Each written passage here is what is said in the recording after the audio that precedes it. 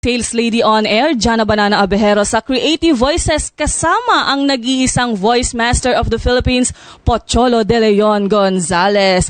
Sir Choi, bakit ba kailangan ng mga negosyo o ng mga negosyante at mga kumpanya ang serbisyo ng Creative Voices? Simple lang naman yan. Imagine mo kung meron kang AVP na walang boses.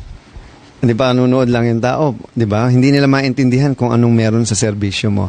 Pangalawa, talagang ang boses ang pinaka-importanting, kumbaga, ito yung pinaka-importanting bagay sa isang tao. Kasi, paano mo ipapaliwanag ang tungkol sa serbisyo mo kung hindi ka magsasalita? So mga voice artists ang nagsasabi niyan, especially sa mga AVP. Tapos kahit yung telepono mo, yung messages on hold, thank you for calling Creative Voices Productions. If you want to call me, press 1. Yung mga ganon. Second, yung isa sa pinaka-importante rin na kailangan ng boses ng tao, yung halimbawa, yung mga applications ngayon. Okay. Di ba?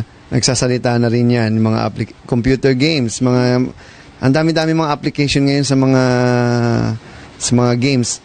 Yung mga YouTube account natin, yung mga YouTube videos, di ba?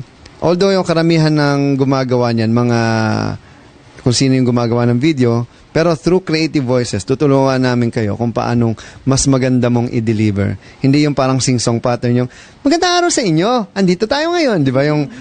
Ngayon, paano mo sasabihin na, oh, maganda araw sa inyo. Andito tayo ngayon kasi voice acting din yun. Karamihan ng mga broadcaster hindi magaling mag-deliver. Bakit? Wala silang voice acting. Kasi sa totoo lang, iba yung tunog ng may voice acting kaysa yung nag-boses ka lang.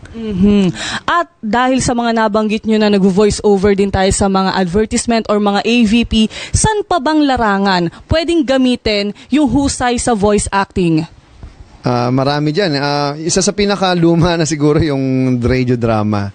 Ngayon, ang radio drama ngayon, hindi na tunog dapat na old school, dapat mas natural. Kasi iba yung tunog na nakikinig ka na kasing edad mo yung nagsasalita kaysa yung, alam mo yung nagbabata-bataan. Dapat yung mga kabataan na ang bigyan ng boses.